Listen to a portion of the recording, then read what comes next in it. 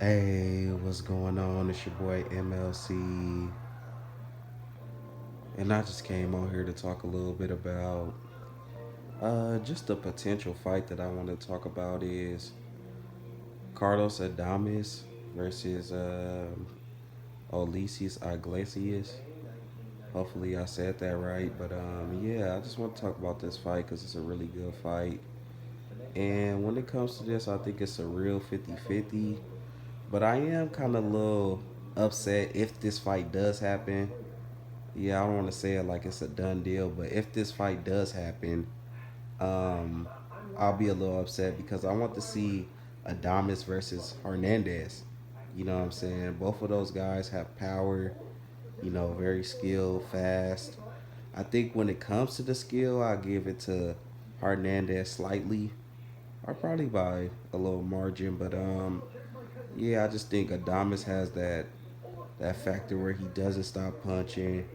He has power as well, speed, can move around. You know what I'm saying? So his style is just difficult for anybody. Those guys that don't stop punching, keep coming forward. You know what I'm saying? They're just a nightmare. But yeah, back to this fight though with Iglesias. I feel like he kind of does leave his body open because I feel like when I'm watching him, he throws a lot of wide hooks and, does tend to kind of hit behind the head. I was kind of watching some of his fights in highlights and things like that, and like 4 to 5 different guys were like just pointed back to the back of their head. So I don't, but I feel like that would be a good thing for Adames.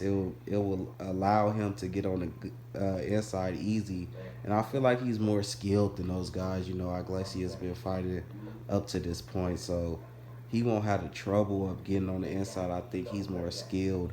When I kind of think of Adames, I kind of look at him. It's kind of like in Billy, but like I said, a little faster. You know what I'm saying? A little more skilled.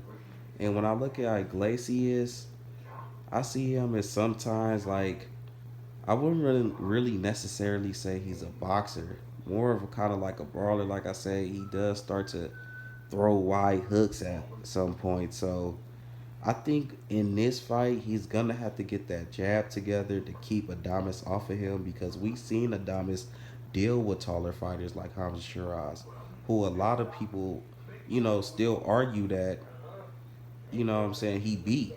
You know what I'm saying? I know it was a draw, but a lot of people argue Adames beat him. So if he can handle that, I'm pretty sure he can handle the wide hooks and not really a good jab coming to him. So when it comes to that fight, I have to lean more to Adames, and that's pretty much all my thoughts. And I'm done.